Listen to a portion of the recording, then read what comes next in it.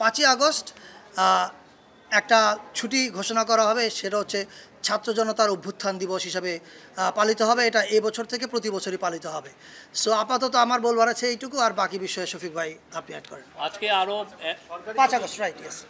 যে আজকে আরও দুইটা ইম্পর্টেন্ট মিটিং হয়েছে, বিষয়ে ডিসিশন হয়েছে। একটা হচ্ছে যে বেতার, বাংলাদেশ বেতার এবং বিটিভির স্বায়ত্তশাসন নিয়ে একটা কমিটি হয়েছে। সেই কমিটির নেতৃত্ব দিবেন সিআর আবরার। এই স্বায়ত্তশাসনটা কীভাবে দেওয়া যায় এবং সেই সাথে বাংলাদেশে ওনারা আরও কয়েকটা, ওনাদের টিওআরের মধ্যে আরও কয়েকটা বিষয় থাকবে। যে আগে আপনারা জানেন যে মিডিয়া কমিশনের রিপোর্টে এসছে যে আগে যখন টিভিগুলোর লাইসেন্স দেওয়া হয়েছে, অনেক ক্ষেত্রেই দেখা যাচ্ছে একটা পার্টির পলিটিক্যাল ইডিওলজিকে সার্ভ করার জন্য লাইসেন্সটা দেওয়া হয়েছে। তো এইগুলো লাইসেন্সগুলো কিভাবে দেওয়া হয়েছে এটা ওনারা ইনভেস্টিগেট করবেন এবং অ্যাট দ্য সেম টাইম তারা সামনে আরও টিভি লাইসেন্স যদি দেওয়া হয় সেক্ষেত্রে কি কি নীতিমালা থাকবে এই দেওয়ার জন্য, সেগুলো ওনারা ফর্মুলেট করবেন। এটা একটা বিষয়। আর একটা হচ্ছে আপনারা জানেন জুলাই প্রোক্লেমেশন ছাত্র জনতার একটা দাবি। তো জুলাই প্রোক্লেমেশনটা যাতে খুব মানে 5ই আগস্টের আগে এটা দেওয়া যায় সেই জন্য একটা কমিটি করা হয়েছে। এই কমিটির নেতৃত্ব দিবেন হচ্ছে ডক্টর ওয়াহিদুদ্দিন মাহমুদ, আমাদের প্ল্যানিং অ্যাডভাইজার। সেখানে আরও কয়েকজন অ্যাডভাইজার থাকবেন। তো ওনার নেতৃত্বে এনারা কাজ করবেন আমাদের স্টুডেন্টদের সাথে, পলিটিক্যাল পার্টিগুলোর সাথে করে ওনারা একটা জুলাই প্রোক্লেমেশনটা খুব দ্রুত যাতে এটা তৈরি করা যায় সেই জন্য ওনারা কাজ করবেন। এই দুইটা ছিল আজকের মেজর মিটিং। আরও বেশিরভাগই মূলত জুলাই যে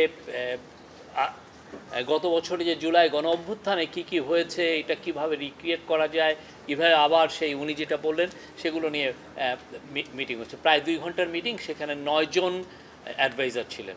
থ্যাংক ইউ। আর ইয়ের ক্ষেত্রে রেডিও টিভি স্বায়ত্তশাসনের এই কমিটি লিড করবেন ডক্টর সিআর আবরার। শফিক ভাই, যে 1 জুলাই থেকে 5ই আগস্ট পর্যন্ত যে আয়োজন, সেটা কোনো নাম দিয়েছেন কিনা? মানে এটা এগুলো আপনারা যথাসময়ে সোমবারে আমরা টিভি স্টেশন, বিভিন্ন পত্রিকার বড় বড় যারা আছেন তাদেরকে আমরা ডাকবো, তাদের সাথে কথা বলবো। সেখানে আমরা প্রাইমারি একটা ধারণা দিব আমরা কি কি করছি। আমাদের তো প্রোক্লেমেশনের যেটা ডেডলাইন এটা নিয়ে কাজ হচ্ছে, বাট আমরা চাচ্ছি যে খুব অতি সত্বর এটা তৈরি হবে। এটা নিয়ে আগেও কাজ হয়েছে, কাজ অনেক দূরেও এগিয়ে আছে।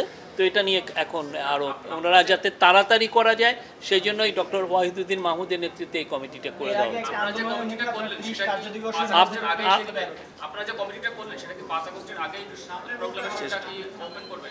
আমরা আশা করছি যে এটা অতি সত্বর জুলাই প্রোক্লেমেশনটা তৈরি হবে এবং আপনারা এই বিষয়ে পুরোপুরি জানতে পারবেন। আপনার পরিচয়টা দেন। জি, নামটা বলেন। 30 কার্য দিবসের একটা সময় নির্ধারণ করে দিয়েছিলেন, যেটা পার হয়ে গেছে। প্রোক্লেমেশনটা আসলে দেরি হওয়ার কারণটা কি? এখন আপনারা ডেডলাইনটা বলতে পারছেন না? প্রোক্লেমেশন একজনদের দেরি হচ্ছে তা না। আমরা চাচ্ছি যে এটা ফার্স্ট অ্যানিভার্সারি অফ জুলাইয়ের যে গণঅভ্যুত্থানের ফার্স্ট অ্যানিভার্সারি আগে যাতে এটা আমরা তৈরি করতে পারি এবং আমরা সেই লক্ষ্যে কাজ করছি। রাজনৈতিক দলগুলোর সাথে কি আপনাদের এই বিষয়ে ঐক্যমত্য এগিয়েছে নাকি আগের অবস্থা? সেই জন্যই ডক্টর ওয়াহিদুদ্দিন মাহমুদের নেতৃত্বে একটা কমিটি করে দেওয়া হয়েছে। ওনারা প্রত্যেকটা পলিটিক্যাল যে মেন পলিটিক্যাল পার্টিগুলোর সাথে যারা জুলাইয়ের অংশীজন সবার সাথে কথা বলবেন।